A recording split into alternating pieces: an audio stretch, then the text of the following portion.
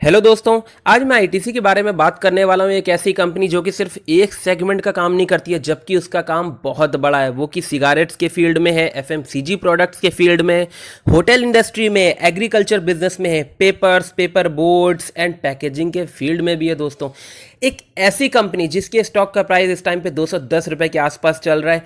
मैंने, जैसा कि आपने मेरे थंबनेल में देखा है, मैंने उसमें राकेश झुनझुनवाला जी और विजय केडिया का नाम भी लिखा हुआ है। तीनों दिग्गजों की सोच एक ऐसा सेगमेंट है जहां पर बिल्कुल सेम जा रही है, बिल्कुल सिमिलर थिंकिंग के साथ तीनों काम कर रहे हैं।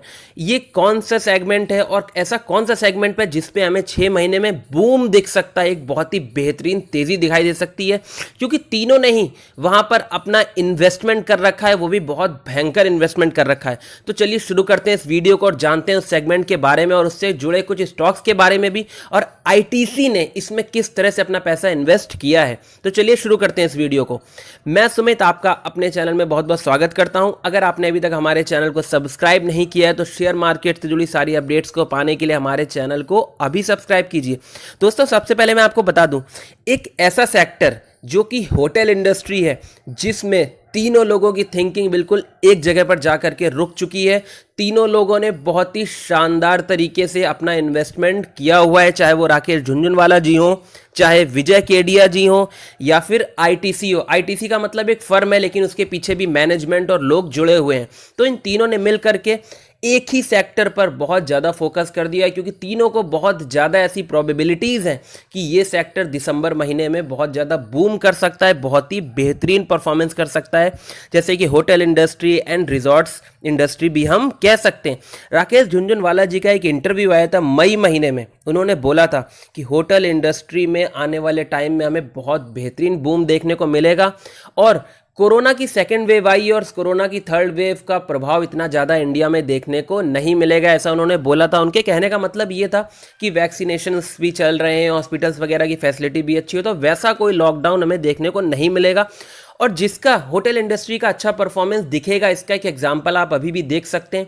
जैसे ही थोड़ा सा लॉकडाउन वगैरह खुला, लोग विजिट करने के लिए काफ़ी ज़्यादा गए हैं, जिसको लेकर के कई बार गवर्नमेंट ने वार्निंग्स भी दी थी कि थोड़ा कम लोग विजिट करें। जी हाँ, कम विजिट अभी करेंगे, लेकिन धीरे धीरे कर करके आप देखेंगे जैसे जैसे कोरोना का डर कम होगा, होटल इंडस्ट्री पे बहुत ज़्यादा हमें अच्छा परफॉर्मेंस देखने को मिलेगा। राकेश झुनझुनवाला जी ने इस चीज़ को बिल्कुल क्लियर कर दिया था, और राकेश झुनझुनवाला जी ने इंडियन होटल कंपनी में बहुत बढ़िया स्टेक अपना खरीद करके रखा है।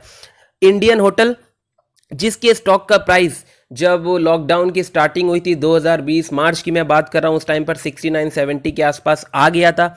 फिर से ये 141.75 के आसपास ट्रेड करता हमें नजर आ रहा है। इस स्टॉक के अंदर राकेश झुनझुनवाला जी की 1.05% की स्टेक है। अगर हम देखते हैं तो इसी स्टॉक में इनकी वाइफ की भी 1.05% की स्टेक हो रखी है।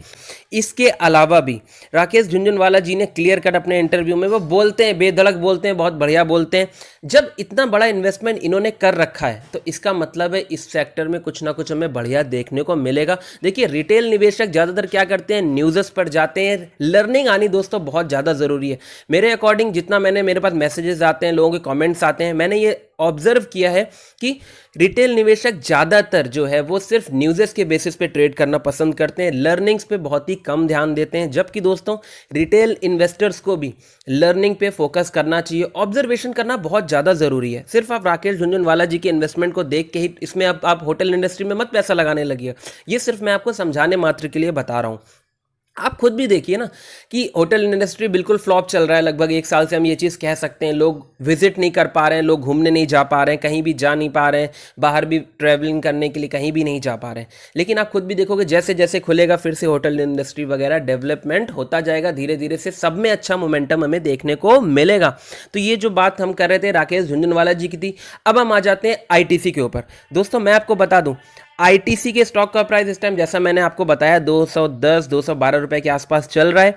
आईटीसी ने अपने वेलकम होटल को एक्सपेंड करने के लिए 25 होटल्स को मिलाने का फैसला कर लिया था। ये जून की न्यूज़ मैं आपको बता रहा हूँ। लगभग 45 crore hospitality arms of ITC. तो जबकि मैं आपको बता दूं, उन्होंने इसको डीलिस्ट करने की भी बात करी थी कि वो होटल इंडस्ट्री को डीलिस्ट करेंगे, लेकिन उनको ऐसा फ्यूचर में दिख रहा है कि आने वाले टाइम में होटल इंडस्ट्री में बहुत अच्छी हमें ग्रोथ देखने को मिलेगी। इसी के चलते मैनेजमेंट ने यह फैसला लिया है कि वो 25 होटल्स के साथ में टाई अप करने वाले हैं। 25 होटल्स को और भी ज़्यादा आईटीसी में वेलकम जो वेलकम होटल ब्रांड है उसमें जोड़ने वाले हैं। इतना बड़ा इन्वेस्टमेंट सब कुछ सोच समझ के ही करा जाता है, इतना आसान नहीं होता है किसी भी कंपनी के लिए, जबकि उसे वो डीलिस्ट करने वाले थे। और आईटीसी जिन होटल्स को भी जोड़ता है वो 5 स्टार होटल से कम नहीं होते हैं, तो बढ़िया होटल्स को ये अपने साथ में जोड़ने जा रहे हैं। दूसरी तरफ हम ये भी देख रहे हैं कि राकेश झुनझुनवाला जी ने भी जो है अच्छी खासी इसमें होल्डिंग खरीद रखी है, और उनकी वाइफ की भी काफ़ी अच्छी होल्डिंग है। और आईटीसी ने भी, जबकि डीलिस्ट होने वाला था, उसमें अपना इन्वेस्टमेंट बढ़ाया है, और उसको थोड़ा सा और ज़्यादा बढ़ाने के लिए, उसमें ग्रो करने के लिए या उससे और ज़्यादा प्रॉफिट कमाने के लिए ही 25 होटल्स के साथ में टाई अप करने की बात सोची है दोस्तों। तो कहीं ना कहीं आप खुद भी देख सकते हैं। तो मेरा आपसे यही कहना है कि आप इन चीज़ों के साथ साथ खुद भी इस चीज़ पर विचार करिए, सोचिए कि इतने दिन से सब कुछ बंद चल रहा था, तो आने वाले टाइम में क्या होटल इंडस्ट्री, क्या रिजॉर्ट इंडस्ट्री और ज़्यादा डेवलप हो सकती है, और ज़्यादा ग्रो करेगी दिसंबर तक की? मुझे भी लगता है कि हाँ करेगी। आप भी कमेंट करके मुझे बता सकते हैं। अब हम आ जाते हैं तीसरी बात पर। तीसरी जो खबर है वो है विजय केडिया की तरफ से दोस्तों। जो विजय केडिया हैं उन्होंने भी काफ़ी अच्छी होल्डिंग्स खरीद रखी है, लगभग 1.02% की, लेकिन उनका जो स्टॉक है वो है Mahindra holiday and resort India दोस्तों। उन्होंने लास्ट क्वार्टर में लगभग इसमें काफ़ी अच्छी होल्डिंग खरीद रखी है, काफ़ी अच्छा इन्वेस्टमेंट कर रखा है। तो 3 इतने बड़े दिग्गज, आईटीसी हो गया हमारा, इसके अलावा राकेश झुनझुनवाला जी हो गए, इसके अलावा जो तीसरा हो गया वो विकास केडिया जी हो गए, इन तीनों ने होटल इंडस्ट्री को लेकर के बहुत ही ज़्यादा पॉजिटिव व्यू रखा है। तो ओवरऑल होटल इंडस्ट्री में पैसा लगाना मुझे कहीं ना कहीं इस टाइम पे सही लग रहा है, लेकिन आप अपनी रिसर्च करना बिल्कुल भी मत भूलिएगा। आप खुद से भी इस चीज़ को सोचिए, डेटा को देखिए, थोड़ा समझिए कि इतने दिन से कस्टमर्स की विजिटिंग कैसी रही है, या बिल्कुल सब कुछ बंद था, तो आने वाले टाइम में हमें कैसा देखने को मिलेगा। जहाँ तक रही इस सेक्टर से जुड़े कुछ अच्छे स्टॉक्स की बात, तो मैं आपको कुछ अच्छे स्टॉक जरूर अपनी तरफ से बताना चाहूँगा। आप इन्वेस्ट करना चाहें या ना करना चाहें ये आपके ऊपर है दोस्तों। इससे जुड़ा एक स्टॉक तो इंडियन होटल है, आप इसमें भी निवेश करके चल सकते हैं, लगभग 140 रुपीज़ के आसपास चल रहा है। इसके अलावा EIH लिमिटेड एक होटल है, आप उसमें भी निवेश करके चल सकते हैं, उसका भी मार्केट कैप बहुत ही ज़्यादा बेहतरीन है, इस टाइम पर 103 रुपये के आसपास ये भी स्टॉक चल रहा है। इसके साथ ही साथ सैलेट होटल्स, इस पर भी आप निवेश करके चल सकते हैं, इसका भी मार्केट कैप बहुत बेहतरीन है, इस टाइम पर ये स्टॉक 171.45 की रेट पर चल रहा है। और एक ऐसा स्टॉक जो कि मैं भी पसंद करता हूं, मैंने अपने पोर्टफोलियो में भी रखा है, वो है लेमन ट्री होटल्स दोस्तों।